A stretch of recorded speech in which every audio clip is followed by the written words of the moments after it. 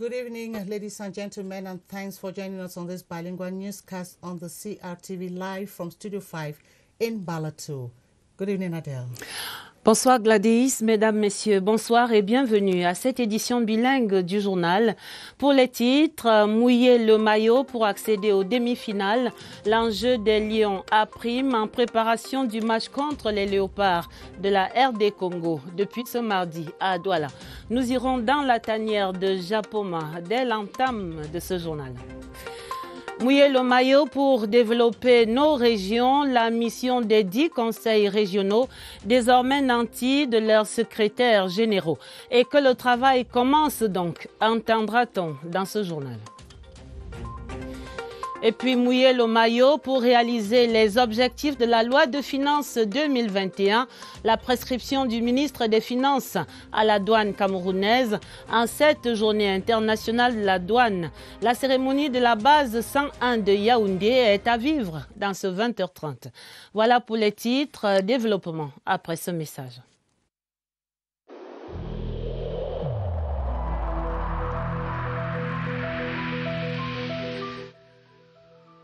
J'ai personnellement constaté que la plupart de nos concitoyens ne respectent plus les mesures de protection édictées par le gouvernement.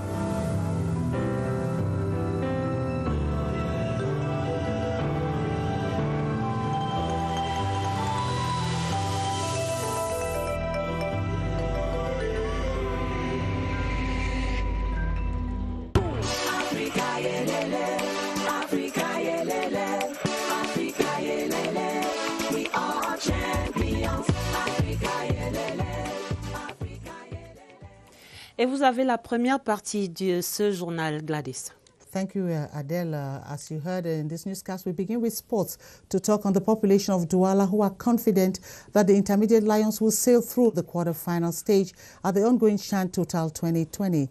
Their joy and support could be seen when the squad landed at the Douala International Airport last evening. GT Clarisse says the clash against the Democratic Republic of the Congo is highly awaited by fans. The Lions touched down at 7 p.m. and were received by local authorities at the Douala International Airport. It is here that Captain Jacques Zoua and his team will be facing Group B giants, the Democratic Republic of Congo, in the quarter-final phase of the competition. Head coach Martin Tungumpile and his boys were at the annex number 2 of the Japoma Stadium for a training session. No major absences were noticed here. Basic warm-ups were done and the ambience in the den is a calm yet serious one. The next adversary is no joke. Supporters of the Lions in Douala say the Lions might have gotten past the group stage, but a lot has to be done as far as play style is concerned to get a win. Need to score goals, even if it is the goalkeeper. Même si c'est le gardien. Cameroon's Intermediate Lions finished second in Group A with 5 points and will be clashing the Leopards of the Democratic Republic of Congo on Saturday, January 30 at 5 p.m. local time, and the arena will be the 50,000 capacity Japoma Stadium. Indomitable Lions have commended Intermediate Lion strikers to be creative up front in order to score more goals. They are equally commending cohesion between the midfield and the defensive. Romeo Kenny captured their reactions and compiled in the following report. Carried you through the opening phrase. The Intermediate Lions of Cameroon have up to now scored just 2 goals in the Chan 2020 on home soil. The goals have all come from one man, defender Salomon Banga Benjime. Strikers are yet to be convincing in the tournament. Finding the back of the net has been a tough nut to crack. Technically, we don't have the player. But the problem now is what the coach worked with the team between 4 months in Bankomo. It's a problem of transmission from the midfield to the attacking line. They are not having that experience of that kind of competition. Cameroon will match up the Leopards of the Democratic Republic of Congo in the quarterfinals. A win is necessary if they must continue the race. If you have strong wingers, people who are going fast on the wings, it's going to be a very good thing for us. And also, our fullbacks must be helping us, to do that. The team's midfield needs to be worked upon. They need a good playmaker that can supply balls to strikers. In the midst of hard times, there is no choice than adapting the Made in Cameroon play system. We have to play long ball and the second ball that the midfield can push the team. Former players equally comment creativity from goal poachers if they want to break the jinx and get more goals for country. Qualification matches for the CHAN Total 2020 continue to hold spectators spellbound. This evening, Rwanda has moved to the quarter-final stage after beating Togo by 3-2 in Limbe, while in Douala, Morocco defeated Uganda by 5-2 to move to the next stage of the competition. Baldwin Sama is standing by live from Douala with highlights of Morocco-Uganda encounter. Hi, Baldwin. And welcome to the Reunification Stadium in Douala, where it's a beautiful end of the day for defending champions Morocco.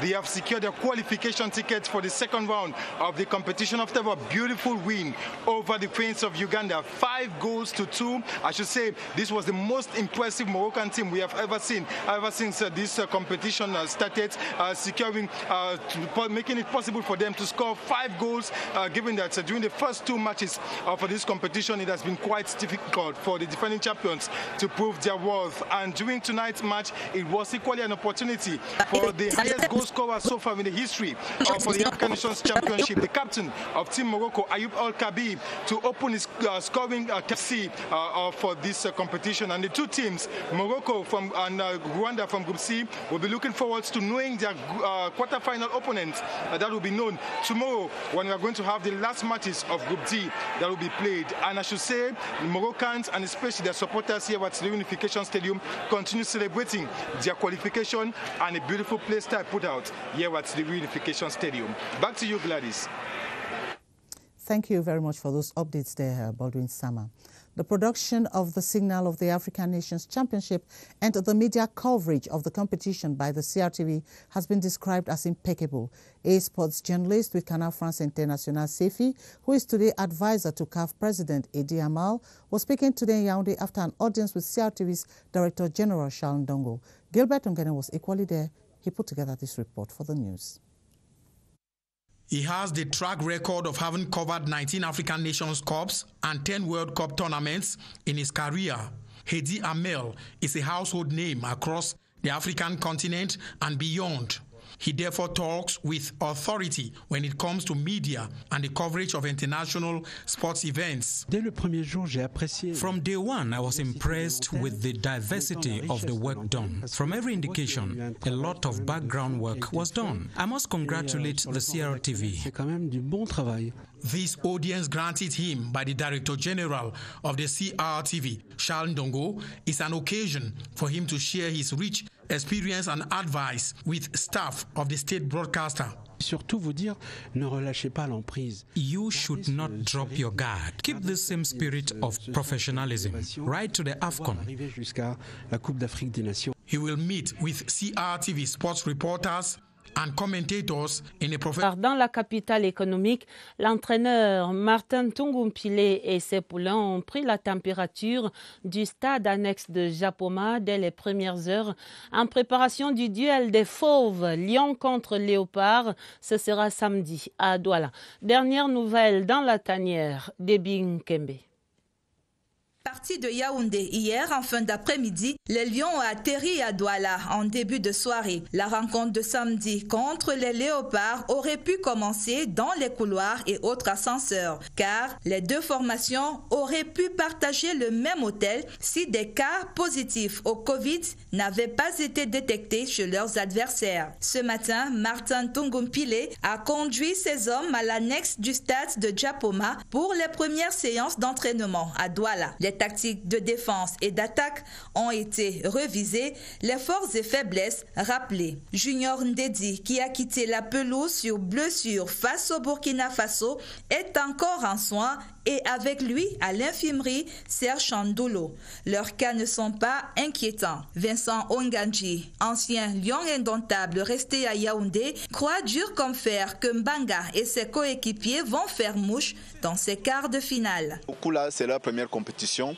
Ils l'ont découvert, c'est le tout premier match. Alors ils entrent progressivement en compétition. Je crois que maintenant ils peuvent déjà avoir confiance et essayer de travailler. Ce que moi j'aimais dans cette équipe, c'est l'esprit. Personne ne donnait du crédit à notre équipe. Au dernier match, j'ai vu un peu que la cohésion commence à arriver. Il n'est pas le seul. À 4 jours de ce choc, nombreux sont des supporters qui croient que les Lions du Chan feront taire les critiques. Cette montée... Et nous restons à Douala où le public piaffe déjà d'impatience dans l'attente de cette confrontation de samedi. Des supporters plutôt optimistes qui prédisent la victoire des Lions à prime face à ces léopards. La mobilisation dans les fan zones à Douala, Lolita Biloa. Les voici en terre promise. Les Lions indomptables sont donc à Douala. Premier geste sur le sol de la ville qui les a espérés avec ardeur. L'échauffement ce mardi matin au stade d'entraînement de Japoma. Ils sont venus corriger les lacunes affichées lors des matchs de poule. Les supporters sont exigeants. Vraiment, il faut que ça change à Japoma. Si on n'a pas d'attaquant, on ne pourra pas remporter cette compétition. Face à la République démocratique du Congo samedi, l'enjeu est incommensurable. Passer ou casser ses griffes. Le choix est vite fait pour les fans des Lions indomptables de Douala. L'état d'esprit, le fighting spirit, c'est ça qui fait la marque du Cameroun. Et c'est là que moi je les attends. Tout comme le Cameroun, l'adversaire congolais a connu une phase de groupe tumultueuse et demeure invaincu. Mais au final, pour ce quart de finale, l'une des deux fauves devra fléchir. Et les Lions promettent de rester indomptables. Tout à fait, Lolita. Bien sûr, le fighting spirit, mais il faudra résoudre cette équation qui continue de courir dans la tanière. La préparation concerne donc l'attaque et le compteur de buts plutôt grippé. Très peu de buts marqués en phase de poule, quelque peu inquiétant pour la suite de cette compétition. Comment débloquer le compteur face au rouleau compresseur de la RD Congo? Voici quelques astuces des attaquants de race compilées par Debbie Nkembe. 2 buts en 3 matchs et le second tour du Chan est assuré pour les Lions à prime. Seulement voilà, Mabouan Kesak, ancien attaquant des Lions senior 90, lui n'est pas content de cette copie rendue, mais alors pas du tout. Les Lions à prime n'ont pas été assez incisifs. La qualification seule ne suffit pas. Il n'y a pas de championnat au Cameroun, mais ce n'est pas une excuse. Parce que le Cameroun ne produit pas de jeu. Qu'est-ce qu'ils ont fait pendant 2-3 mois en Bankomo? D'abord joueur, puis entraîneur, Bonaventure Ndjonkep a peut-être la tactique qu'il faut et qui manque aux Lions à prime. Pour marquer des buts, il faut que les attaquants donnent la profondeur, qu'ils développent les jeux par les côtés et maintenant que les centres partent. Quand les centres partent, il y a des possibilités pour marquer des buts. En somme, qu'on va jouer avec nos armes, avec le Hemley d'habitude et la force et le caractère. Il faut qu'on ait des couloirs avancés, des indications que les entraîneurs doivent expliquer aux joueurs et développer. RDC, Cameroun, un duel de fauves, une bataille de pattes et de crocs à suivre samedi 20h sur la CRTV. Et c'est sur la CRTV, l'Office qui fait un parcours honorable dans ce Chan 2020. La production du signal et la couverture jugée convaincante par la CAF. Le conseiller Eddie Hamel l'a confié ce mardi au directeur général Charles Ndongo. Et ce journaliste sportif chevronné sait bien de quoi il parle. Merlin Kamla. Il a couvert à lui seul 10 Coupes du Monde et 19 Coupes d'Afrique des Nations de football. C'est donc avec un regard d'expert que Eddie Hamel apprécie la production du signal du Chan 2020 par la CRTV. Dès le premier jour, j'ai apprécié la diversité de l'antenne, en même temps la richesse de l'antenne, parce que vous avez réussi à préparer. On voit qu'il y a eu un travail quand même de fond qui a été fait et sur le plan rédactionnel, c'est quand même du bon travail. C'est du bon travail. Je suis pas agréablement surpris. Je suis convaincu de votre travail et je dois vous féliciter. Reçu en audience en cette fin de soirée de mardi par le directeur général Charles Ndongo, Eddie Hamel pense que la CRTV a les atouts pour maintenir le cap de la bonne organisation jusqu'à la CAN 2021. Ne relâchez pas l'emprise. Gardez ce rythme, gardez ce sens de l'innovation pour pouvoir arriver jusqu'à la Coupe d'Afrique des Nations l'année prochaine. Ça, c'est un rendez-vous majeur parce que c'est un rendez-vous mondial. La riche carrière du journaliste sportif sera partagée ce jeudi 28 janvier 2021 entre 10h et 12h à la salle de conférence de la CMCA à la maison de la radio. Africa, yelele, Africa, yelele, Africa, yelele, we are champions. Africa, yelele. And away from sports, a decree signed yesterday by the head of state, His Excellency Paul Biya, has appointed Secretaries General of regional councils and assemblies. The Secretaries General are the pivot of the administrative apparatus of the regional councils and assemblies. Ebenezer Akanga reports that almost all is set for serious business to kick off. Ebenezer? Work can begin in earnest in regional councils and assemblies following the appointment of Secretaries General of these structures by the head of state. After the publication of the decree that will lay down the organizational chart of the regions, every region will have to adopt its own organizational chart. I have to talk with my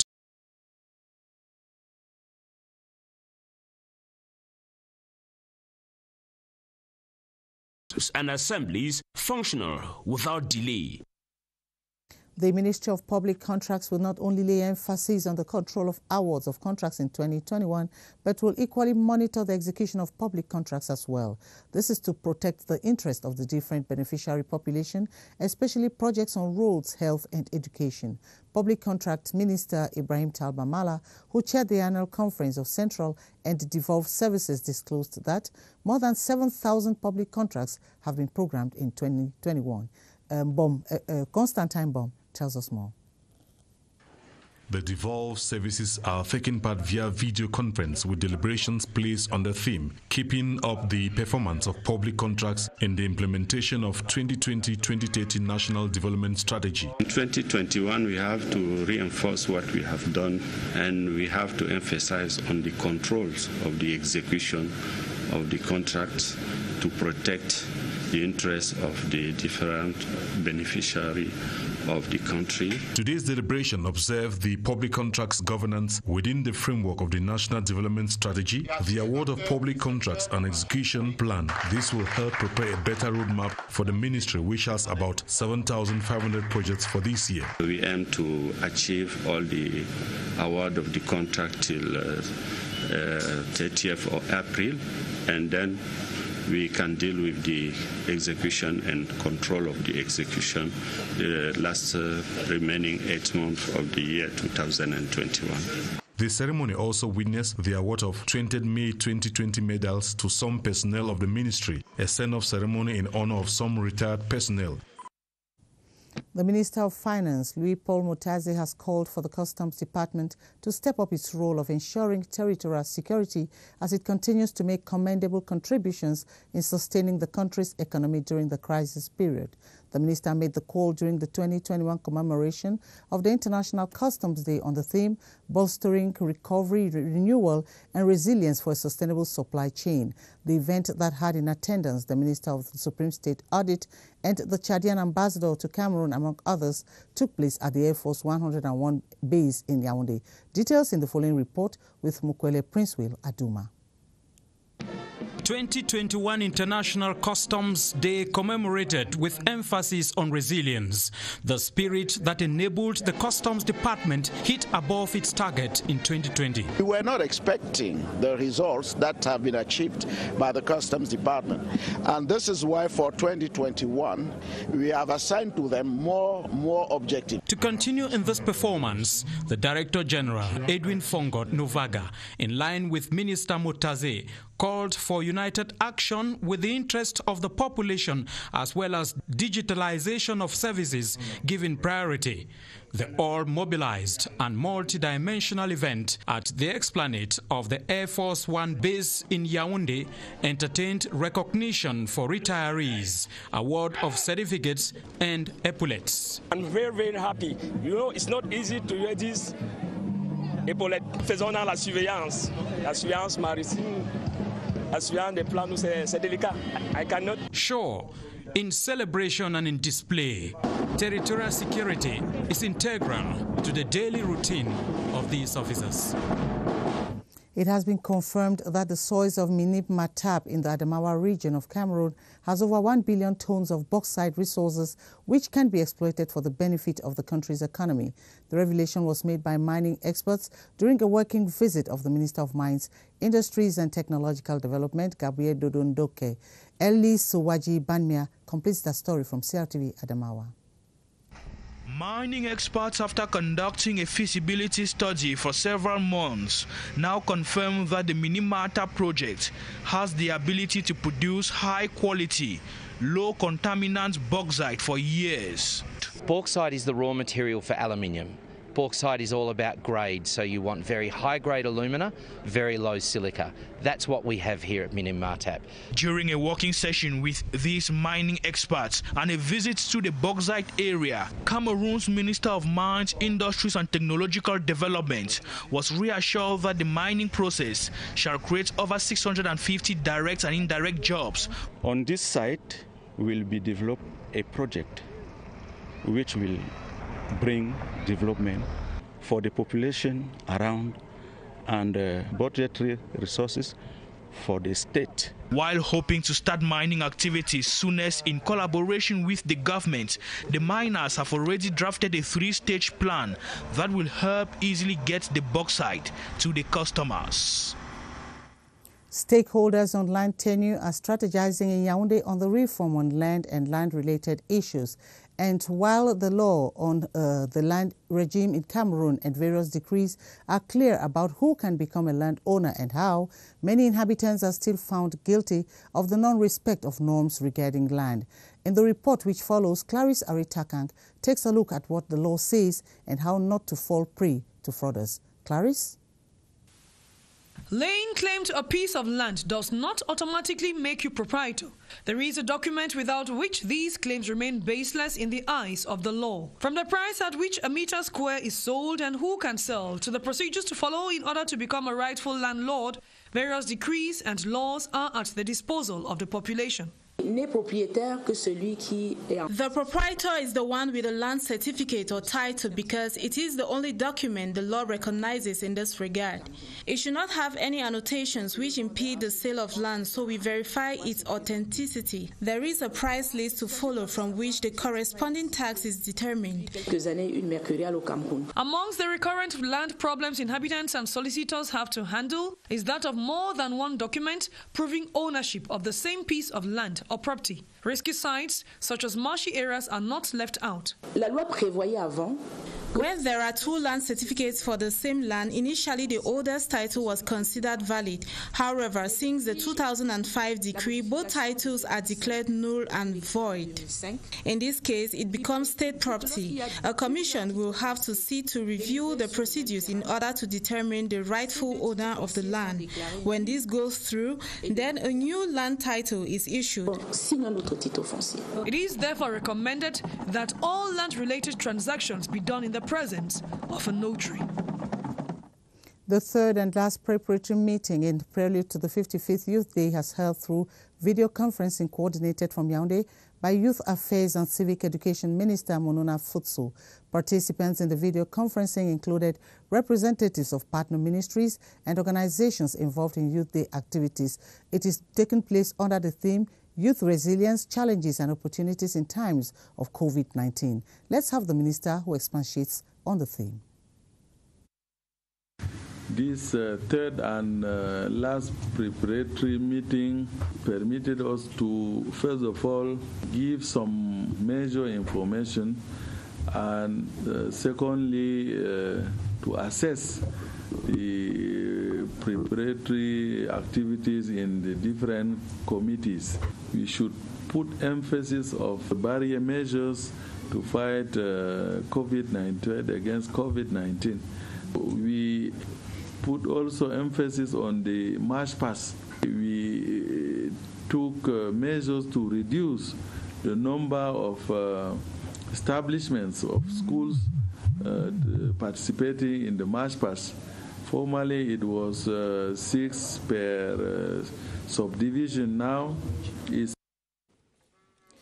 L'administration des 10 régions, désormais au complet, par un décret signé hier lundi, le président de la République, son Excellence Paul Biya, a nommé les secrétaires généraux des conseils régionaux. Après l'installation des exécutifs, la désignation des receveurs, les textes sont votés, tous les acteurs en poste.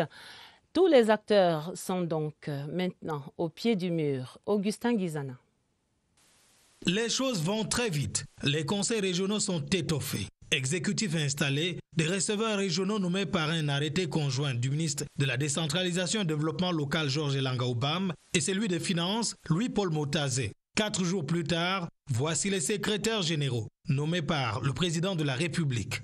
Région, place au travail, je pense que nous pouvons dire sans fioriture que les régions doivent se mettre au travail. Vous avez au moins les 2 plus autres collaborateurs pour commencer le travail. Les promus sont conscients des défis qui les interpellent. Ils savent qu'il n'y a pas de temps à perdre. On va mettre sous pied d'abord l'organigramme. Et ensuite, à partir de cet organigramme, on pourrait déjà mettre les différentes structures en place et les différents personnels qui seront recrutés. Au ministère de la Décentralisation et Développement local, l'on indique que les prochains jours promettent d'être plus déterminants dans le cadre du parachèvement de la production réglementaire et haute nomination de certaines entités des conseils régionaux. Un acteur majeur dans la chaîne de mobilisation des recettes budgétaires au cœur de l'actualité, la douane camerounaise qui célébrait sa journée internationale ce 26 janvier, comme chaque année.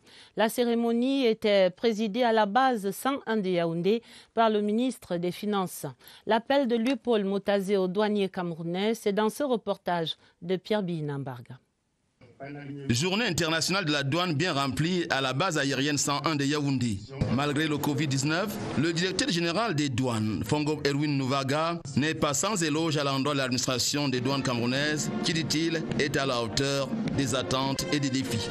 Tout en félicitant la douane camerounaise, Louis-Paul Motazé l'exhorte à une grande mobilisation autour des objectifs budgétaires assignés par la loi des finances. L'année 2021 étant une année de relance, les douanes doivent jouer leur part. Si nous voulons promouvoir la production locale et les producteurs locaux, il faut également que nous nous protégions. C'est-à-dire que ceux qui importent au Cameroun des produits que nous pouvons produire nous-mêmes localement, cela paye des taux de douane un peu plus élevés. Des lauriers, il y en a eu. Des cadeaux au personnel retraité, des distinctions honorifiques de l'Organisation mondiale des douanes, des épaulettes au personnel promu au grade supérieur. Vos galons voudraient dire une nouvelle responsabilité face à l'administration des douanes tout entière.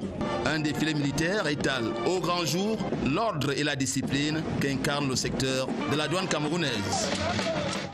Ces performances attendues de la douane camerounaise proviendront également de la plateforme portuaire de Kribi, le secteur des douanes du Sud 2 qui affiche environ 115 milliards de recettes collectées en 3 années grâce à la célérité sur le port autonome de Kribi. Le PAC qui a accueilli plus de 1000 navires en ces 3 premières années de fonctionnement. Le bilan triennal était dressé ce mardi même par les acteurs de la place portuaire. Retrouvons à Kribi, Bertombala. Une escale pour décharger des résultats de 3 années de fonctionnement. Les acteurs de la place portuaire de Kribi se livrent à l'exercice.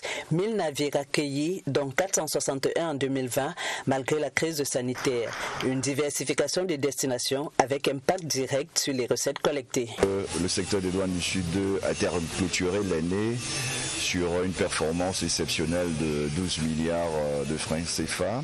Les concessionnaires, opérateurs privés de la place portuaire, déculpent leurs efforts. Gros obstacle cependant à braver la faiblesse des voies de dessert. La connectivité du port, la capacité de stockage pour les trafics export.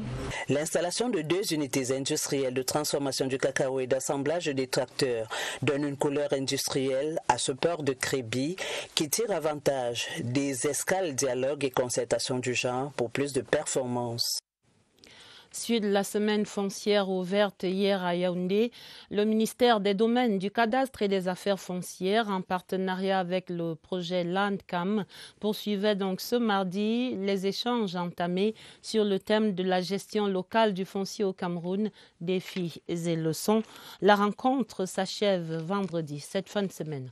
Nous allons à Douala, où l'Organisation des Nations Unies pour l'alimentation et l'agriculture, la FAO, évaluait le projet dénommé Classe verte. Ce projet sous-régional de promotion de la production agricole et des valeurs nutritives arrive à son terme et les travaux présidés par le ministre Gabriel Mbaye-Robé étaient l'occasion de formuler des recommandations pour la durabilité des acquis.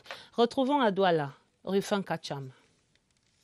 Lancé en 2018, ce projet avait pour ambition la promotion de techniques innovantes dans le domaine de l'agriculture auprès de jeunes en milieu scolaire et dans les communautés, avec un accent sur l'impact nutritionnel des aliments sur la santé des enfants. Donc il va falloir capitaliser tout cela pour voir maintenant comment on va faire pour que les acquis que nous avons obtenus puissent effectivement être mis à contribution pour que l'objectif puisse effectivement être atteint à terme. Pour le FAO, ce projet a contribué à soutenir les efforts nationaux pour susciter des vocations dans le métier de l'agriculture. C'est le cas à l'école publique de Motiebon, dans la région de l'Est. Nous avons donc commencé avec les légumes. Actuellement, nous avons le gombo. Nous n'achetons plus les condiments verts. Cette phase pilote du projet expérimenté dans 30 écoles du Cameroun, du Gabon et du Congo devrait permettre de formuler des recommandations pour la durabilité des acquis. À Bafia, région du centre, la délégation départementale du ministère des Petites et Moyennes Entreprises est opérationnelle. Le ministre Achille Basilekin III a inauguré ce bâtiment ce mardi en exhortant ses collaborateurs à développer ce qu'il appelle l'écosystème entrepreneurial local. Augustin Bitioka était à Bafia. La construction et la mise en œuvre des locaux de la délégation des petites et moyennes entreprises de l'économie sociale et de l'artisanat du Mbam et Noubou. La cérémonie a drainé du beau monde ici au quartier administratif de Bafia. Cet édifice est un cadre qui va permettre aux 428 artisans enregistrés dans les différents services des 9 arrondissements de cette unité administrative. Les bénéficiaires des différentes actions, selon l'autorité municipale, saluent les efforts de ce fils du terroir. Puis la présentation du joyau qui aura coûté 157 millions de francs CFA et réalisé en 6 mois. Mobiliser les forces, les énergies pour que les acteurs de ces départements contribuent au mieux à l'œuvre d'avènement de l'émergence de notre pays. Ce programme aujourd'hui va dans ce sens pour que les populations ici puissent recevoir les meilleures informations possibles, se voient assister sur le plan technique dans le cadre du montage de leurs projets.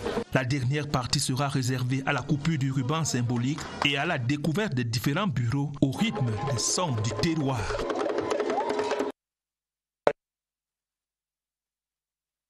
Fonction publique et de la réforme administrative s'entretenait ce mardi avec le directeur de la COICA, l'Agence internationale de coopération de la République de Corée du Sud. Au cœur de ces échanges, la promotion de l'e-government et des modalités de mise en place d'un Smart Campus au Cameroun. Je vous propose d'entendre ici le ministre Joseph Lé, un extrait sélectionné par notre reporter Catherine Toulou-Elanga.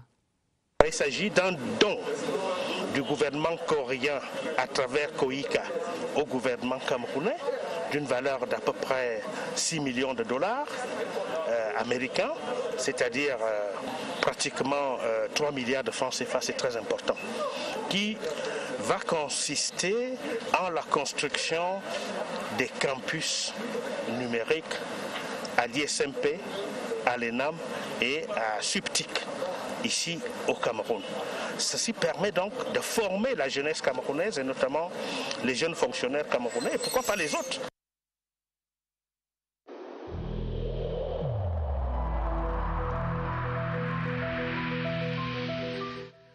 Je vous exhorte de nouveau à porter vos masques, à vous laver régulièrement les mains et à faire appel à un médecin ou à tout autre personnel de santé au cas où des symptômes apparaissent.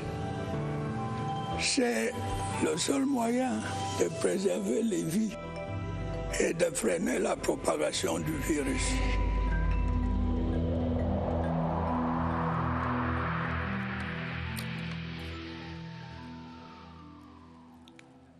D'importants rappels du président de la République pour préserver des vies pendant ce CHAN. Il n'y aura pas de cluster, donc les autorités sanitaires annoncent cependant une flambée de contamination qui exige un respect plus strict des mesures barrières. Comment renforcer ces dispositifs à travers tous les sites du CHAN 2020? Voici Évariste Eyenga et des explications en direct du stade Omnisport de Yaoundé. Bonsoir Évariste. Bonsoir les citoyens, à nouveau interpellés par le ministre de la Santé publique, le docteur Manaouda Malachi, qui appelle à un retour à la prise de conscience. Il faut observer les mesures barrières, ce qui amène le ministre de la Santé publique à effectuer cette sortie, même par les réseaux sociaux, sur son compte Twitter. Eh bien, c'est qu'il y a une remontée des cas positifs, 1607 enregistrés au cours de la semaine dernière et 7 décès malheureusement enregistrés dus au coronavirus Covid-19. C'est tout simplement parce qu'il y a un relâchement. On n'observe plus les mesures barrières dans certaines villes. 3 régions sont particulièrement concernées, celle du centre, celle du littoral et celle du nord, considérées comme des clusters. Les régions où il a été observé et enregistré une forte remontée des cas positifs, ce qui est à regretter, d'où la nécessité de rappeler l'importance de continuer d'observer les mesures barrières. On l'a compris, célébrons le football, oui, mais faisons donc attention à ce méchant Covid-19. Merci Évariste. Dans la suite du journal, la coopération Cameroun-Union européenne qui vogue vers de nouveaux horizons. Les deux parties ont conclu un nouveau programme financier de 7 ans. L'accord était obtenu à l'occasion d'une session du dialogue politique structuré Cameroun-Union européenne ce mardi. Cette session et d'autres actualités au ministère des Relations extérieures dans ce reportage de William Badi.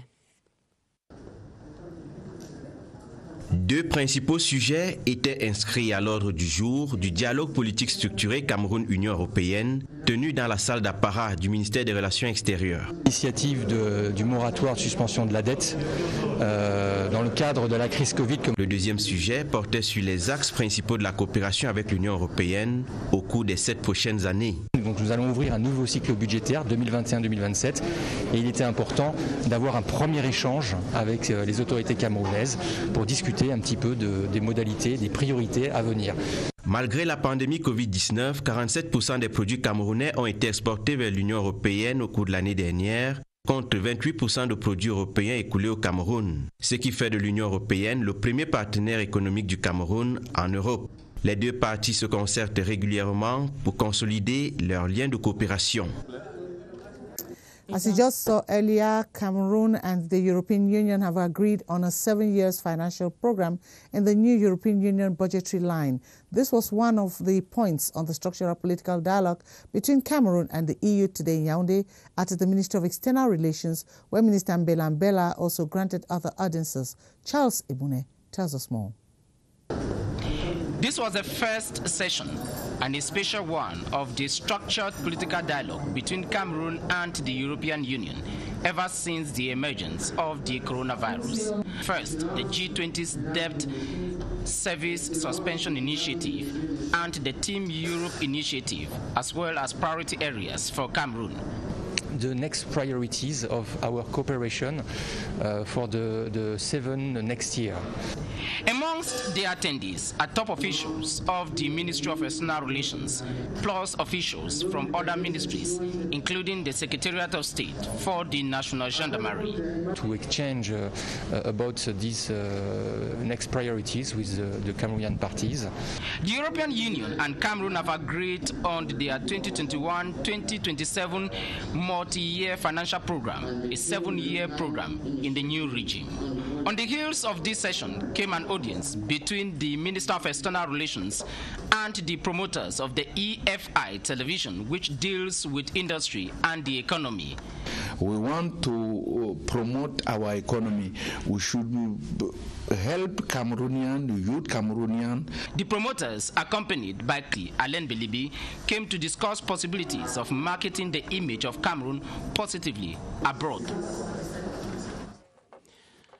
Vers la fin de ce journal, je signale ces deux télégrammes officiels du président de la République, son Excellence Paul Biya, qui adresse son premier courrier à son Excellence David Hurley, le gouverneur général du Commonwealth d'Australie, et le second courrier est adressé à son homologue Ramnath Kovind, le président de la République de l'Inde, et c'est à l'occasion de la célébration de la fête nationale de ces deux pays amis ce 26 janvier. Et nous allons dans le centre. Yeah, to talk on something more lively, Adele, and to take our viewers to discover the zoo and botanical garden in the Yaoundé 6 subdivision. And the zoo is open to national and international tourists who may want to discover the marvels of the fauna and fauna of Cameroon. Our guide to this tourist site is Maimouna Njoya of Asia TV Center Regional Station. The 6th African Nations Championship equally offers a touristic facet to people who will like to discover some recreational or attractive sites in Cameroon. And when it comes to the nation's political capital, Yaoundé in particular, one can make mention of the Zoo Botanical Garden in Vogbessi. This site, which came into being in 1951, became a touristic destination some 24 years back. It hosts about 25 animal species and a variety of plants from different regions of Cameroon. We have medicinal trees, we have trees like Iroko, we have trees like the jackfruit that I know many people like to eat it. We have the lioness, monkeys like the baboon, the mandrill, the drill, and many others. The Zoo Botanical Garden also holds an indelible ecological and environmental load that Cameroonians and foreigners alike are expected to grab. You have the opportunity to see the animals, see their history, and even see how these animals behave in captivity as compared to when these animals are found in the natural environment. According to the zoo's conservator, Roger Kenneth Mvondo, a rehabilitation plan by the Ministry of Forestry and Wildlife is underway to modernize the site, which is one of the most prominent in the country. And Adele is here. We call it quits on this bilingual edition of the newscast. Absolument, Gladys. Une fin de journal tout en beauté là-bas au zoo botanique de Vogbeti. Et le journal bilingue était préparé avec la collaboration de Kylian Difon, de Cyril King Mbepe et Auguste Angononga. Nous vous souhaitons une très belle soirée sur la CRTV et ce sera encore un plaisir de vous retrouver demain à 22h pour une autre édition bilingue du journal. Très belle soirée sur nos antennes. Bonsoir Gladys. Good night.